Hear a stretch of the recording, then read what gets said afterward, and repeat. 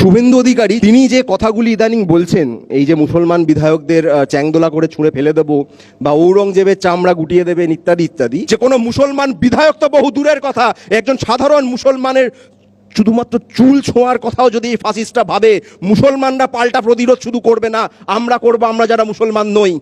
শেষ পর্যন্ত লড়াই হবে। দিনের পর দিন গোটা ভারত জুড়ে আরএসএস বিজেপি মিলে একের পর এক রাজ্য যখন তারা দখল করছে, আমাদের ওপর সেই পবিত্র কর্তব্য, সেই দায়িত্ব বর্তায়, আমরা এদেরকে আটকাবো।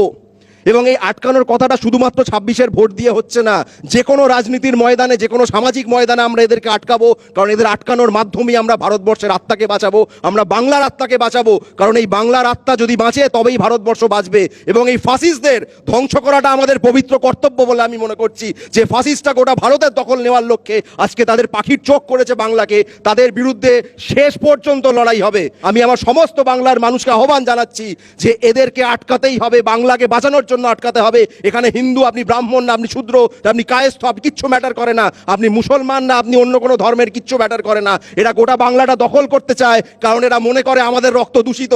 এরা মনে করে না যে আমরা এদের মতো সুপিরিয়র পিওর রেসের কেউ অংশ। এই কারণেই এদেরকে আটকাতে হবে, and we shall fight till the end.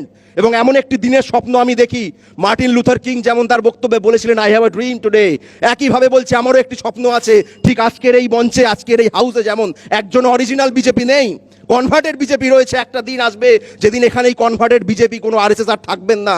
এখানে কেউ বলবেন না অমুক ধর্মের মানুষকে আমি চ্যাংদোলা করে ছুঁড়ে ফেলে দেবো।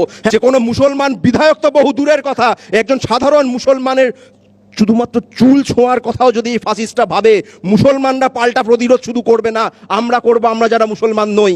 আমরা বাঙালি, আমরা এই বাংলার মানুষ, আমরা মনে করি না ধর্ম দিয়ে বাঙালিকে আলাদা করা যায়। অতএব বিধায়ক তো বহু দূরের কথা, একজন সাধারণ মুসলমান মানুষকেও যদি আপনারা ছোঁয়ার কথা ভাবেন, আমি আপনাদের প্রতিজ্ঞা করছি, এখানে দাঁড়িয়ে কথা দিচ্ছি যে আমাদের যে স্বপ্ন, এই বাংলাকে আপনাদের দখল করতে না দেওয়ার, ভালোবাসা দিয়ে সেটাকে রুখবো, কোনো রকম বল প্রয়োগ করে নয়। হাতে হাত ধরে দাঁড়িয়ে ব্যারিকেড করে আমরা এই ফাসিস্টদের রুখবো। আমরা কোনো রকম আইন ভঙ্গ করে আপনাদের রোখার কথা বলবো না, বিরোধী দলনেতার মতো কোনো হিংসার কথা আমি বলবো না, হুমায়ুন কবিরের মতো কোনো হিংসার কথা আমি বলবো না।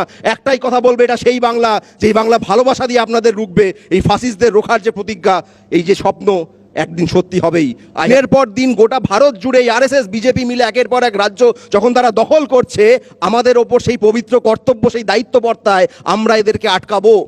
এবং এই আটকানোর কথাটা শুধুমাত্র 26-এর ভোট দিয়ে হচ্ছে না, যে কোনো রাজনীতির ময়দানে, যে কোনো সামাজিক ময়দানে আমরা এদেরকে আটকাবো। কারণ এদের আটকানোর মাধ্যমেই আমরা ভারতবর্ষের আত্মাকে বাঁচাবো, আমরা বাংলার আত্মাকে বাঁচাবো। কারণ এই বাংলার আত্মা যদি বাঁচে তবেই ভারতবর্ষ বাঁচবে। এবং এই ফাসিস্টদের ধ্বংস করাটা আমাদের পবিত্র কর্তব্য বলে আমি মনে করছি। যে ফাসিস্টরা গোটা ভারতের দখল নেওয়ার লক্ষ্যে আজকে তাদের পাখির চোখ করেছে বাংলাকে, তাদের বিরুদ্ধে শেষ পর্যন্ত লড়াই হবে।